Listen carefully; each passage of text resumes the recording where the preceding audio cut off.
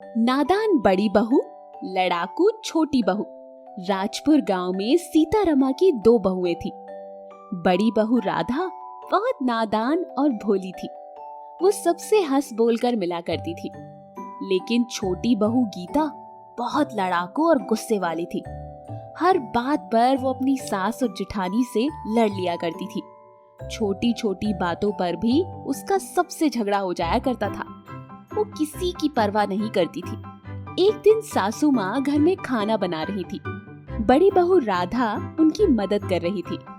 थोड़ी दूर पर छोटी बहू बैठी बस देख रही थी, कोई काम नहीं कर रही थी। अरे गीता, खाली बैठी है तो जरा थोड़ा काम ही कर ले। बाथरूम में कपड़े पड़े हैं, वही धो ले।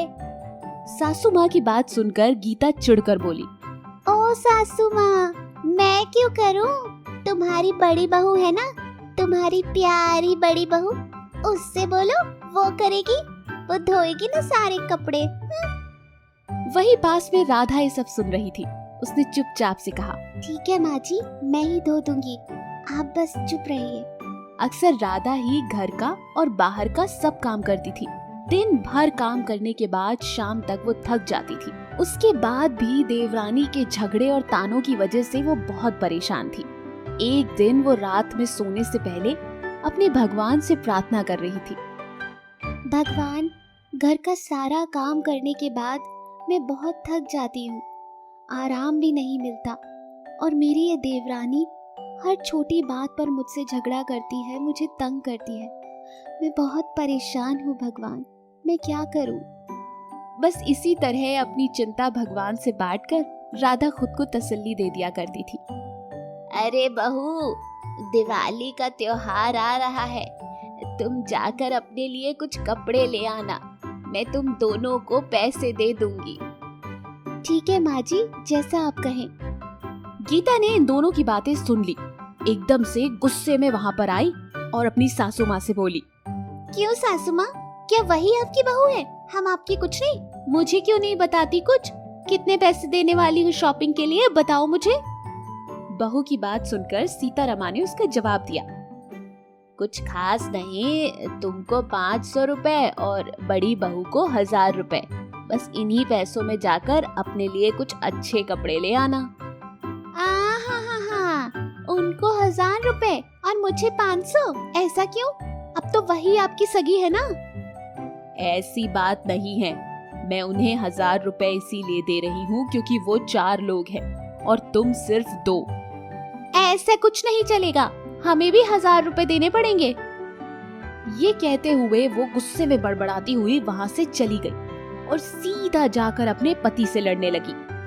सुनो जी, अब हम यहाँ नहीं रहेंगे, हमारी इस घर में कोई कीमत नहीं। चलिए उठिए, आप अगर मेरे साथ यहाँ से नहीं चलेंगे तो मैं अपने मायके चली जाऊंगी, सोच लेना फिर। गीता के पति के पास कोई और चारा नहीं था। चुपचाप बेचारा उठा और सामान लेकर दूसरे घर शिफ्ट हो गया।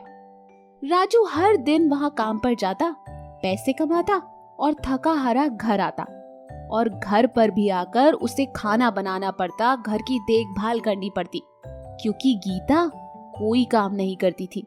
वो बस बैठकर आराम से जो राजू खाना बनाता था वो खा लेती थी और आराम फरमाती थी।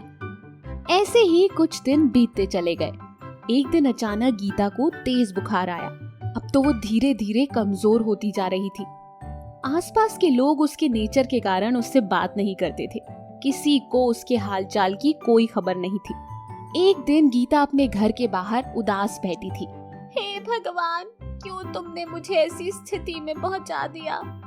गीता की प्रार्थना सुनकर तभी अचानक भगवान प्रकट हुए। गीता, तुम्हारी लड़ाकूपुर से ही तुम्हारी परवाह कोई नहीं कर रहा है।